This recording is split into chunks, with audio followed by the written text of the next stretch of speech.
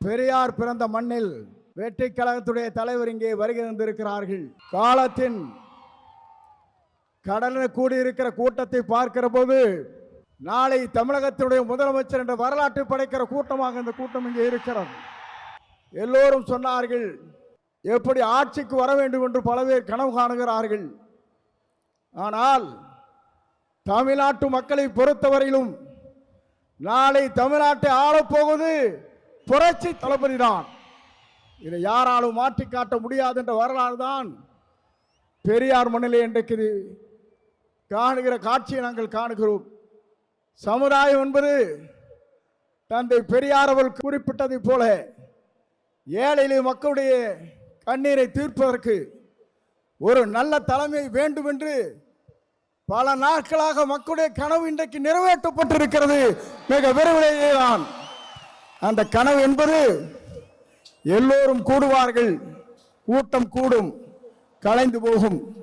ஆனால் நம்முடைய கூட்டத்தை பொறுத்தவரையிலும் எதிர்கால தமிழகத்தை உருவாக்க இருக்கிற வெற்றி கழகத்துடைய தலைவர் அவருடைய வரலாற்றை படைப்பதற்கு இங்கே பெருந்திரளாக இங்கே வருகின்றிருக்கிறீர்கள்.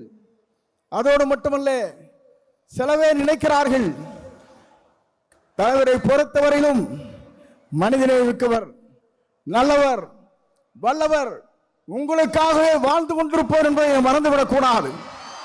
ஏனென்று சொன்னால் ஒரு ஆண்டுக்கு 500 கோடி ரூபாய் வருவாய் அது தேவையில்லை என்று விட்டு மக்களுக்கு பணியாற்றுவதற்கு ஒரு தலைவர் வந்திருக்கிறார் என்று சொன்னால் உலக வரலாற்றில் புரட்சி தலைவரை பார்த்தேன், இன்றைக்கு புரட்சி தளபதி இன்றைக்கு காணுகிறேன். ஆகவேதான் மக்கள் இங்கே திரண்டிருக்கிறார்கள். என்னை பொறுத்தவரையிலும் இது தீர்ப்பளிக்கிற கூட்டம். தீர்ப்பளிக்கிற கூட்டம் மட்டுமல்ல, நீங்கள் திரண்டு வந்தால் நாடே தாங்காது என்கிற முறையிலே தான் இங்கே அர்ப்பணித்து நின்று கொண்டிருக்கிறீர்கள். உங்களை பொறுத்தவரையிலும் எதிர்காலம் பிரகாசம் உள்ள எதிர்காலமாக மாறப்போகிறது. எல்லோரும் சொன்னார்கள், எவ்வளவு வெற்றி வரப் போகிறான் சொன்னார்கள். 234 அவர் ஆரை விரல் காட்டுகிறாரோ அவர் தான் தமிழ்நாட்டில் சட்டமன்ற உறுப்பினர் என்ற வரலாற்றை படைக்கின்ற அளவிற்கு நீங்கள் வாருங்கள், வெற்றி தேடி தாருங்கள் என்று அழைத்து விடைபெறுகிறேன். நன்றி, வணக்கம்.